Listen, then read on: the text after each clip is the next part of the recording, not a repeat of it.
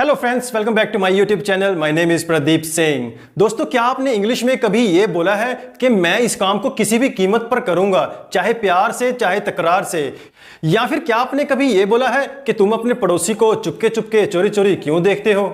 या फिर कभी आपने अपने किसी दोस्त को, किसी फ्रेंड को यह बोला हो कि मैं आज तुम्हारे साथ दिल खोलकर बातें करूंगा?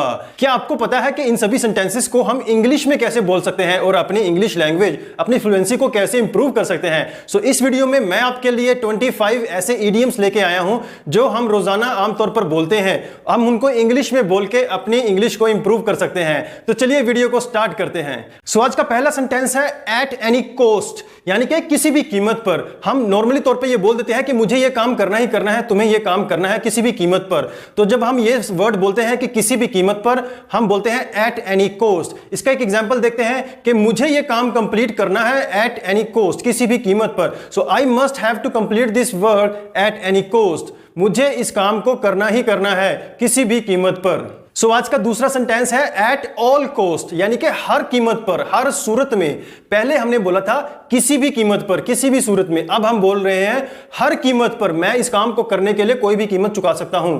इसका एक एग्जांपल देखते हैं कि मैं तुम्हारी हेल्प करूंगा हर सूरत में, हर कीमत पर मैं तुम्हारी हेल्प करूंगा। दैट मीन्स कि I will help you at all cost. I will help you at all cost. Third sentence देखते हैं बाय हुक और बाय क्रुक। ये बहुत ही पॉपुलर इडियम है, बाय हुक और बाय क्रुक। इसका भी मतलब ऑलमोस्ट यही होता है, पर इसका मतलब हम दूसरे तरीके से भी लेते हैं कि जैसे कैसे मर्जी मैं ये काम को करूंगा, चाहे प्यार से, चाहे बदमाशी से, चाहे तकरार से, मैं इस काम को पूरा करूंगा। बाय हुक और बाय क्रुक। इसका एक एग्जांपल देखते हैं हम। मैं इस मैच को जीतूंगा जैसे मर्जी। I will win this match by hook और by crook. Blue blood, blue blood यानी कि शाही घराने से। कोई भी पर्सनैलिटी, कोई भी सेलिब्रिटी होती है, वो शाही घराने से होता है, तो हम उसको बोलते हैं ब्लू ब्लड। वो एक शाही घराने से आता है। He comes of blue blood. He comes of blue blood. Next हम देखते हैं enemy number one. Enemy number one यानी कि सबसे बड़ा दुश्मन। अगर हम फिल्मों में देखते हैं कि कोई किसी का दुश्मन है, सबसे बड़ा दुश्मन बोलते हैं, सो उस केस में हम बोलते हैं कि एनिमी नंबर वन। तुम मेरे सबसे बड़े दुश्मन हो। You are my enemy number one. Next sentence देखते हैं फैंसी प्राइस। फैंसी प्राइस यानी कि कोई चीज बहुत एक्सपेंसिव होनी, उसकी कीमत बहुत ज्यादा होना, उसको हम बोलते हैं फैंसी प्राइस। इसका भी एक एग्जांपल देखते हैं।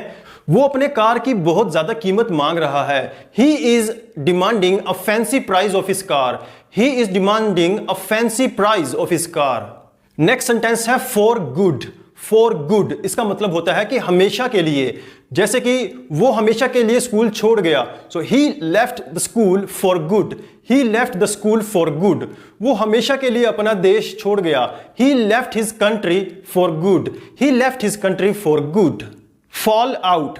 फॉल आउट यानी कि झगड़ा या फिर झगड़ा करना। जब कोई दो से ज्यादा पर्सन झगड़ा कर रहे होते हैं, उस केस में हम फॉल आउट का सेंटेंस यूज कर सकते हैं। इसका एक एग्जांपल देखते हैं।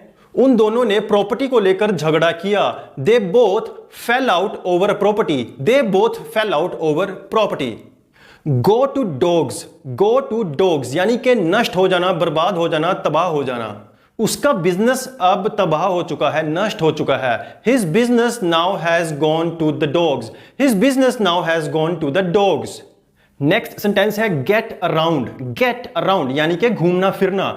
घूमना फिरना, हम घूमते फिरते हैं, उसको हम गेट अराउंड से भी पहचानते हैं। सो इसका भी एक एग्जांपल देख लेते हैं। वो घूम फिर नहीं सकता क्योंकि वो बहुत ज्यादा बीमार है। वो घूम फिर नहीं सकता क्योंकि वो बहुत ज्यादा बीमार है। He can not get around because he is very ill. He can not get around because he is very ill. Next sentence है go in for. Go in for का मतलब होता है खरीदारी करना, कुछ खरीदना। इसका भी एक एग्जांपल देखते हैं कि मैं शायद एक नया मोबाइल खरीदूं। I may go in for a new mobile. I may go in for a new mobile. Go in for को हम जब भी शॉपिंग वगैरह के लिए जाते हैं तो उसके लिए यूज कर सकते हैं। So I may go in for a new mobile.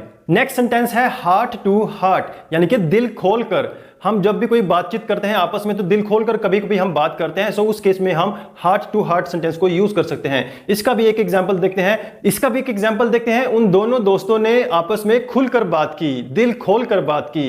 इसको हम बोलेंगे the both friends had heart to heart talk. The both friends had heart to heart talk. Hands down.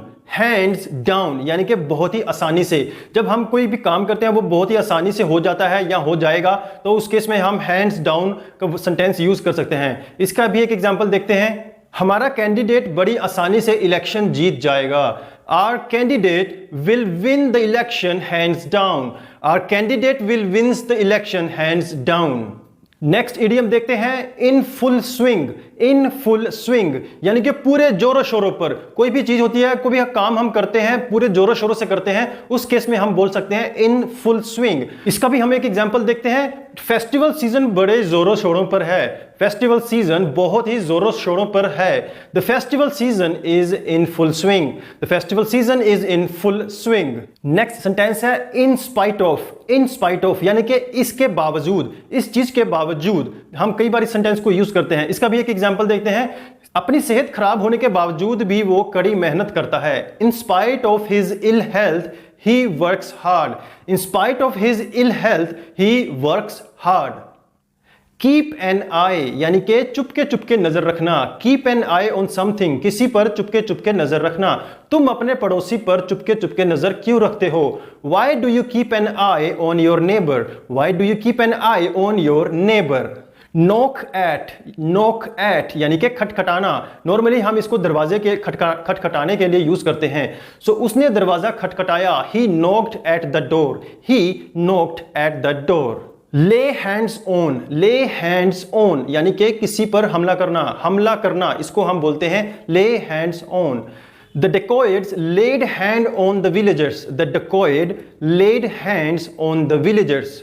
Laugh at यानी कि हंसना, किसी के ऊपर हंसना। सो हमें गरीब के ऊपर नहीं हंसना चाहिए। We should not laugh at the poor. We should not laugh at the poor. Next phrase है लुक फॉर यानी कि किसी चीज के लिए देखना, किसी चीज को ढूंढना। तुम अंधेरे में क्या ढूंढ रहे हो? What are you looking for in the dark? What are you looking for in the dark. Next phrase है लुक आफ्टर यानी कि देखभाल करना, किसी की देखभाल करना, किसी चीज की देखभाल करना। हमारे पेरेंट्स हमारी देखभाल करते हैं। Our parents look after us. Our parents look after us. Next phrase है मैन ऑफ पार्ट्स यानी कि योग्य व्यक्ति, कंप्लीट मैन, एक एक्सपर्ट पर्सन, इसको हम बोलते हैं मैन ऑफ पार्ट्स। इसका एग्जाम्पल देखते हैं। वो एक योग्य व्यक्ति है और वो अपनी जिंदगी में कामयाब होगा, काफी आगे तक जाएगा। He is a man of parts and he will definitely go far in his life. He is a man of parts and he will definitely go far in his life. Milk and water यानी कि किसी भी चीज का बहुत कमजोर होना, उस केस में हम मिल्क एंड वाटर यूज करते हैं। इसका एक एग्जाम्पल देखते हैं। Due to the milk and water policy of the government, the fuel prices have been increased. Due to the milk and the water policy of the government, the fuel prices have been increased. Next sentence देखते हैं। A man of letters यानी कि एक विद्वान इंसान होना, बहुत ही पढ़ा लिखा एजुकेटेड इंसान होना, उसके लिए हम बोलते हैं a man of letters. Our English teacher is a man of letters. Our English teacher is a man of letters. हमारे इंग्लिश के टीचर बहुत ही विद्वान हैं, बहुत ही पढ़े लिखे हैं, एजुकेटेड हैं। सो आज के लास्ट इडियम है नूक एंड कॉर्नर यानी कि हर एक जगह पे, हर एक कॉर्नर में, कोने कोने में नूक एंड कॉर्नर। सो इसका भी एग्जांपल देखते हैं। मैंने उसे घर के कोने कोने में तलाशा। I searched for him in every nook and corner of the house. I searched for him in every nook and corner of the house. So guys I hope आपको ये आज की वीडियो अच्छी लगी होगी। इसमें आपने काफ़ी नए इडियम्स एंड फ्रेजेस सीखे होंगे और इनको आप अपनी डेली लाइफ में यूज़ कर सकते हैं। प्रैक्टिस कीजिए, धीरे धीरे इनको बोलना सीखिए, इनसे एग्जाम्पल बनाना सीखिए और इन्हें अपनी लाइफ में यूज़ करना सीखिए। डेफिनेटली आपकी इंग्लिश इंप्रूव हो जाएगी। अगर आपको ये वीडियो अच्छी लगी हो तो इसको लाइक ज़रूर कीजिएगा और अगर आप हमारे चैनल पे पहली बार विजिट कर रहे हैं तो प्लीज़ हमारा चैनल सब्सक्राइब कीजिएगा। नेक्स्ट वीडियो में मैं आपके लिए कुछ ऐसे ही interesting sentences, phrases and idioms लेके आऊँगा। Till then, happy learning.